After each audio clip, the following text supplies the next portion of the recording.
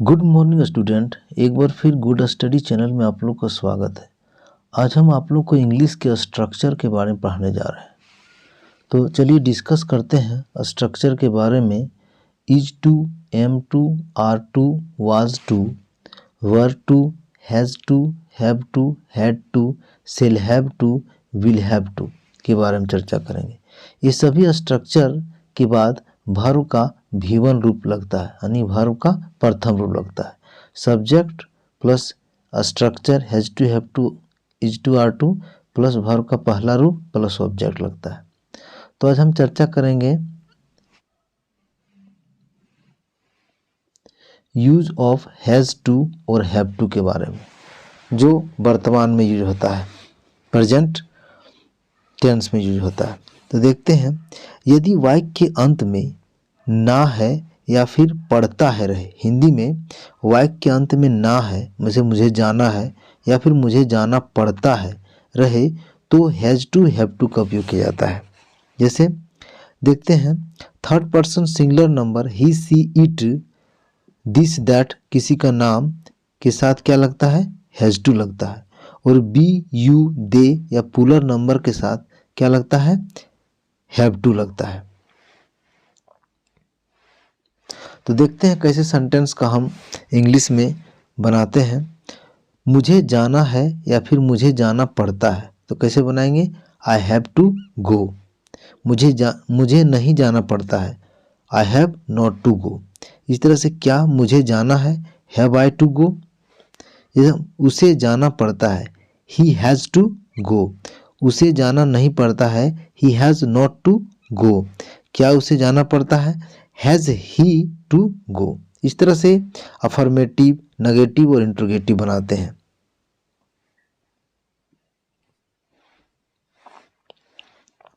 उसे पढ़ना है, ही हैज़ टू रीड। उसे नहीं पढ़ना है, he has not to read. क्यों उसे पढ़ना है, नहीं सॉरी, यहाँ लिखता है क्या उसे पढ़ना है, यहाँ क्या होगा, क्या उसे पढ़ना है, तो क्या बनाएंगे, हैज़ सी टू रीड। इस तरह से Roshan has to go to market. Roshan को मार्केट जाना पड़ता है, यानी कि मार्केट जाना उसको मजबूरी है, जाना पड़ता है। Roshan has not to go to market. Roshan को मार्केट नहीं जाना पड़ता है। इस तरह से has Roshan to go to market, क्या रोशन को मार्केट जाना पड़ता है। इस तरह से हम बनाते हैं। आगे देखते हैं, we have to play football. हम लोगों को फुटबॉल खेलना पड़ता है। We have not to play football. हम लोगों को फुटबॉल नहीं खेलना पड़ता है या फिर नहीं खेलना है। इस तरह से have we to play football. क्या हम लोगों को फुटबॉल खेलना है या फिर हम लोगों को फुटबॉल खेलना पड़ता है। इस तरह से यदि हिंदी में रहे तो ऐसे इंग्लिश में बनाया जाता है। You have to go to market. तुम्हें मार्केट जाना है या फिर तुम्हें मार्केट जाना पड़ता है। You have not to go to market. तुम्हें मार्केट नहीं जाना है। इस तरह से have you to go to market. क्या तुम्हें मार्केट जाना है। इस तरह से आप पास्ट टेंस में क्या यूज करते हैं, हैड टू का यूज करते हैं पास्ट में। प्रेजेंट में हम यूज किए जाना है या फिर पढ़ता है में हैज़ टू या हैव टू का। इस तरह से पास्ट टेंस में हम हैड टू का उपयोग करते हैं। हैड को पास्ट टेंस में उपयोग करते हैं जो बीत गया। यदि वाक्य के अंत में ना था, नी थी, ने थे या फिर पढ़ता था, पढ़ती थी, पढ़ते थे या फिर कभी कभी लिखा पढ़ा, सिर्फ पढ़ा, इस तरह से पढ़ा, मुझे जाना पड़ा, इस तरह से अंत में वाक्य रहे तो हम इसको हैड टू देकर बनाते हैं। तो देखते हैं कैसे बनाते हैं। जैसे मुझे जाना था पास्ट का बात करें, आई हैड टू गो। मुझे नहीं जाना था, I had not to go.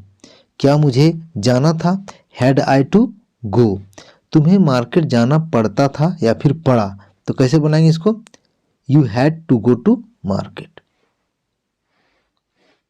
इस तरह से आगे देखते हैं, तुम्हें मार्केट नहीं जाना पड़ता था या फिर जाना पड़ा, you had not to go to market. क्या तुम्हें मार्केट जाना पड़ा था या फिर क्या तुम्हें मार्केट जाना था, तो कैसे बनाएंगे, had you to go to market. उसे मार्केट जाना पड़ता था, he had to go to market. उसे मार्केट नहीं जाना पड़ता था, he had not to go to market.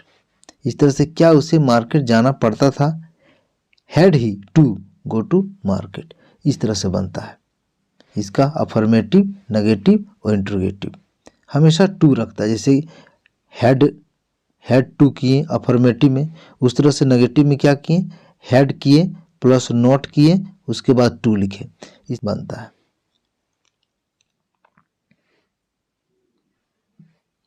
अब आगे देखते हैं सेल हैव टू और विल हैव टू, यानी फ्यूचर में, भविष्य के बाद यदि करते हैं तो shall have to will have to का कैसे यूज करते हैं। जैसे यदि वाक्य के अंत में ना पड़ेगा, ना पड़ेगी या फिर ना होगा या फिर ना होगी रहे। क्या कहता है इसमें, यदि वाक्य के अंत में जाना पड़ेगा, जाना पड़ेगी या फिर ना होगा, नी होगी, इस तरह से ना पड़ेगा, ना पड़ेगी, ना होगा, नी होगी, इस तरह से अंत में वाक्य रहे तो इसको हम सेल हैव टू या विल हैव टू देकर बनाते हैं। तो कैसे बनाते हैं, एग्जाम्पल देखते हैं। मुझे जाना पड़ेगा, मुझे जाना पड़ेगा लिखता है तो क्या है, I shall have to go, मुझे जाना पड़ेगा। मुझे जाना नहीं पड़ेगा, I shall not have to go. इस तरह से क्या मुझे जाना पड़ेगा, shall I have to go. इसमें देखना है कि आई और वी के साथ सेल हैव टू लगता है और बाकी के साथ क्या लगता है, विल हैव टू। आगे देखते हैं, हम लोग को जाना पड़ेगा, we shall have to go. हम लोगों को नहीं जाना पड़ेगा, we shall not have to go. इस तरह से हम देखते हैं, इसमें हम क्या लिखें, सेल हैव टू गो, और नॉट का जब बात होता है तो सेल के बाद नॉट लगता है, उसके बाद क्या होता है, हैव लगता है। सेल हैव टू और विल हैव टू का यूज होता है। अब आगे देखते हैं, क्या हम लोगों को जाना पड़ेगा, तो इसको कैसे बनाएंगे, shall we have to go. क्या हम लोगों को जाना पड़ेगा, shall we have to go. उसे मार्केट जाना पड़ेगा। अब उसे का क्या बोलते हैं, वह बोलते हैं, जिसको हम लोग ही इंग्लिश में लिखते हैं। ही क्या है, आपका याद रखना, सेल और सेल हैव टू या विल हैव टू, आई और बी के साथ क्या लगता है, सेल हैव टू, बाकी के साथ क्या लगता है, विल हैव टू। तो ही है, उसे मार्केट जाना पड़ेगा तो क्या लिखते हैं, he will have to go to market. उसे मार्केट नहीं जाना पड़ेगा, he will not have to go to market. क्या उसे मार्केट जाना पड़ेगा, will he have to go to market. इस तरह से तुम्हें मार्केट जाना पड़ेगा, you will have to go to market. इसे तुम्हें मार्केट नहीं जाना पड़ेगा, you will not have to go to market. इस तरह से क्या तुम्हें मार्केट जाना पड़ेगा, will you have to go to market. इस तरह से बनता है। अब हम आगे देखते हैं सिंपल, जैसे is to, am to, are to, ये भी प्रेजेंट में यूज होता है। और is to, am to, are to किस तरह से बनता है इसके बारे में चर्चा करें। यदि वाक्य के अंत में वाला हूँ, वाली हूँ या फिर वाले हो या फिर को हूँ, किसी वाक्य के अंत में रहे वाला हूँ, वाली हूँ या फिर वाले हो या फिर को हूँ रहे तो is to, am to, are to देकर बनाया जाता है। अब हम सेंटेंस समझते हैं, मैं जाने को हूँ या फिर मैं जाने वाला हूँ, ये दो तरह सेंटेंस, मैं जाने को हूँ या फिर मैं जाने वाला हूँ। तो इसको हम कैसे बनाएंगे, इसको बनाएंगे आई एम टू गो। मैं नहीं जाने वाला हूँ तो I am not to go. क्या मैं जाने वाला हूँ, एम आई टू गो। इस तरह से बनता है।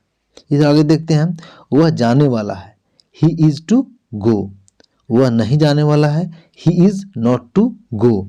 क्या वह जाने वाला है, इज ही टू गो। इस तरह से बनता है। अब आगे देखते हैं, वह जाने वाली है, वह जाने वाली है, लड़की है, सी इज टू गो। वह नहीं जाने वाली है, सी इज नॉट टू गो। क्या वह जाने वाली है, इज सी टू गो।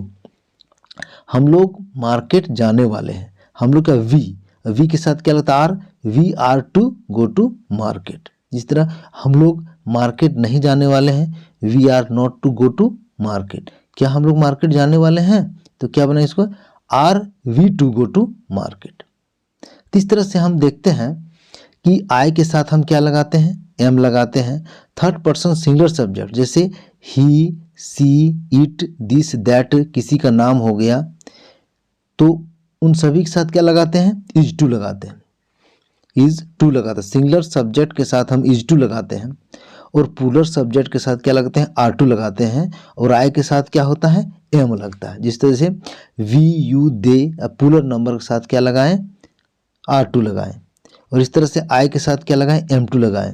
और जितने सिंगुलर सब्जेक्ट है ही, सी, इट, ये सभी के साथ क्या लगाएं, हम इज टू लगाते हैं, इज टू लगाते हैं। अब आगे देखते हैं पांचवा कि वाज टू और वेयर टू। वाज टू का मतलब होता है कोई भी पास्ट में हुआ, जैसे को था, वाला था, या फिर वाली थी, या फिर वाले थे रहे सेंटेंस में। तो याद रखना थर्ड पर्सन सिंगुलर सब्जेक्ट जैसे ही, सी, इट, दिस, दैट किसी का नाम हो गया, या फिर सिंगुलर नंबर के साथ क्या लगेगा, वाज टू लगता है। और आई के साथ भी वाज टू लगता है। और बाकी जितने भी हो गए जैसे plural number we, you, this, those, plural number के साथ क्या लगता है, वेयर टू लगता है। हम लोग यहाँ देखें आई के साथ क्या लगेगा, वाज लगेगा। बाद में कि सिंगुलर सब्जेक्ट जितने हैं ही, सी, इट, दिस, दैट किसी का नाम हो गया, सिंगुलर नंबर हो गया तो उसके साथ क्या लगा, वाज टू लगा। और आपका वी, यू, दिस, दोज या फिर प्लूरल नंबर के साथ क्या लगेगा, वेयर टू लगता है।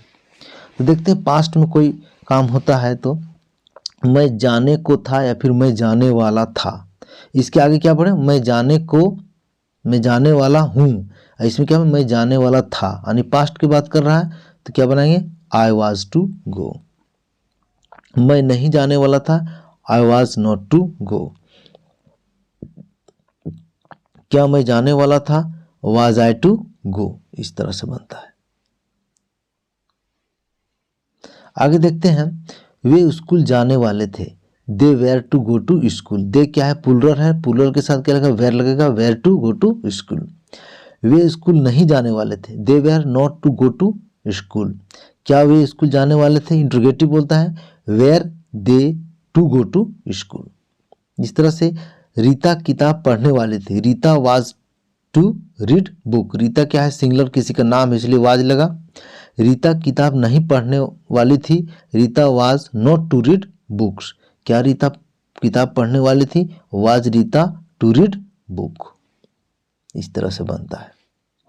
अब आगे देखते हैं कि बेसिक नॉलेज के बारे में हम बात करते हैं। ये क्या है, first person, second person, third person के बारे में जानना बहुत जरूरी है।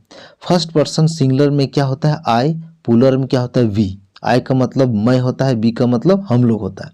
सेकंड पर्सन सिंगुलर में होता है यू, यू मीन्स तुम होता है, और प्लूरल में होता है यू, और यू का मतलब तुम या फिर तुम लोग भी होता है।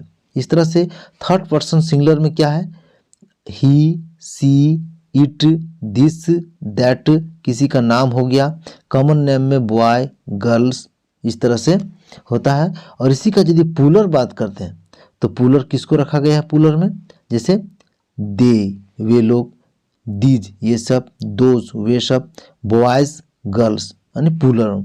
इस तरह से सिंगुलर में ही, सी, इट किसी का नाम हो गया, और प्लूरल में दे, दीज, दोज हो गया। इस तरह से थर्ड पर्सन सिंगुलर में ही, सी, इट हो गया, और इसका प्लूरल दीज, दोज, दे हो गया। फर्स्ट पर्सन में सिंगुलर हो गया वाई, प्लूरल हो गया बी, और सेकंड पर्सन में सिंगुलर यू है और प्लूरल भी यू है। इस तरह से आज हमने स्ट्रक्चर के बारे में पढ़ा, is to, am to, are to के बारे में। और इसमें एक बेसिक जानना है कि मैं जाने वाला हूँ तो मैं जाने वाला हूँ तो इज टू लेके होता है, is to, am to, are to में। मुझे जाने पड़ता है तो हम कैसे बनाते हैं, हैज टू, हैव टू बनाते हैं। और उसी को यदि मुझे जाना पड़ता था तो उसको कैसे बनाते हैं, हैड टू बनाते हैं। तो इस तरह से हम आज स्ट्रक्चर के बारे में चर्चा किए, और हमें आशा है कि आप लोग को समझ आया होगा। और यदि समझ आया होगा तो चैनल को लाइक, शेयर और सब्सक्राइब कर दें। Thanks for watching.